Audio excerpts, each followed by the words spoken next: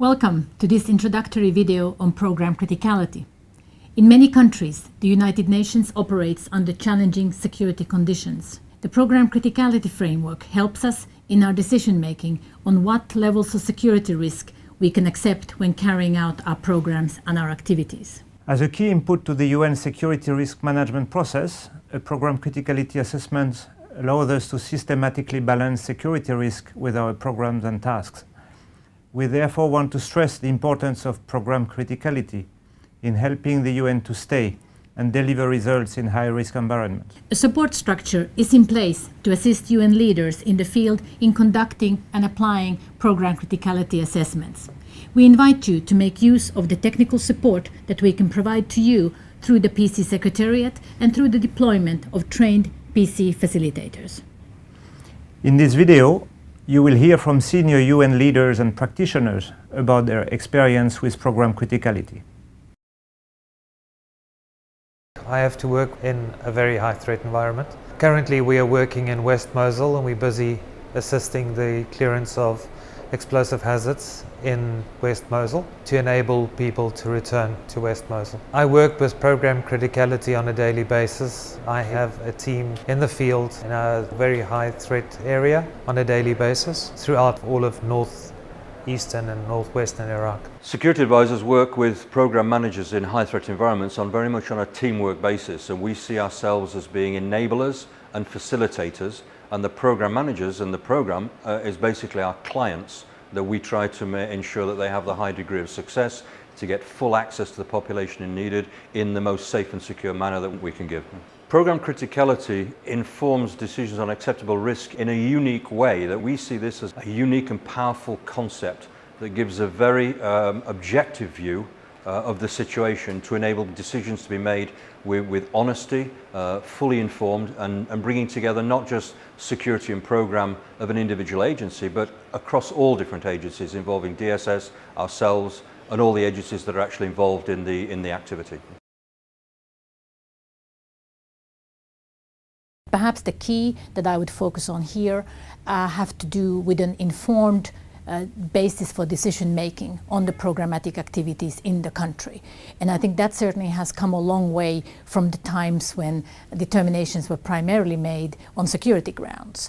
And at that point in time we were talking about when to leave, and since then the evolution has become how to stay and deliver. So I think that's really key, and it's really important that all the parties that can contribute to the assessment of program criticality come around the table, so that indeed we have a reasoned, documented basis upon which we decide on the programs in the country. It's the first time that we've carried out program criticality assessment on the ground. We came to the conclusion that we needed to prioritize our intervention vis-a-vis the risks that we are actually facing up in the highlands, so as to be able to better manage our intervention. In Iraq, we have a mission and the UNCT, and we are not coming together that often. So for me, it was interesting to see what the different sections of the missions are doing and to find synergies.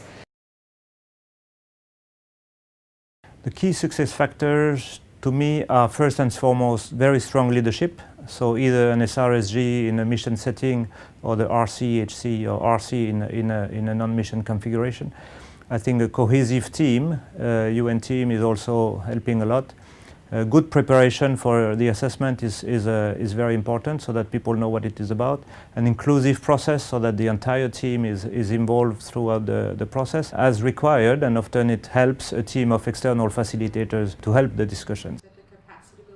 It is really critical to prepare early on and to prepare your resident coordinator, the UN country team, to work very closely with the PC Secretariat, and also to have extensive consultations with the agencies so that you ensure that they are understanding what this exercise is all about, which will reflect and adjust the kind of responses and the kind of collaboration that we have. So if I used the example of Sudan, and I think what made it quite successful was we were able to listen to each other, have an honest discussion, a quite transparent discussion, and I think also accept that we are there to deliver together and not necessarily to be in competition with each other, So as much as some agencies might strive for the visibility, but ultimately it's really how can we deliver jointly for the benefit of the population.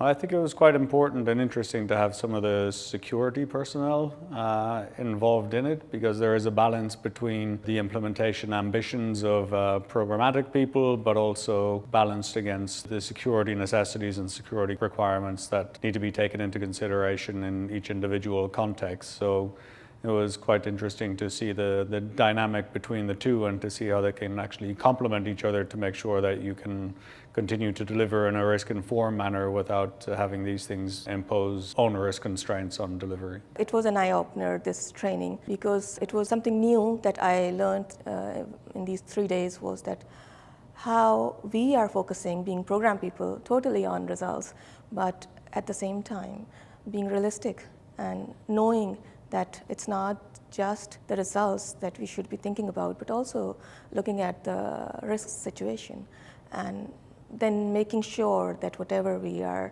heading for, it makes sense, it's realistic, and it's worth the effort.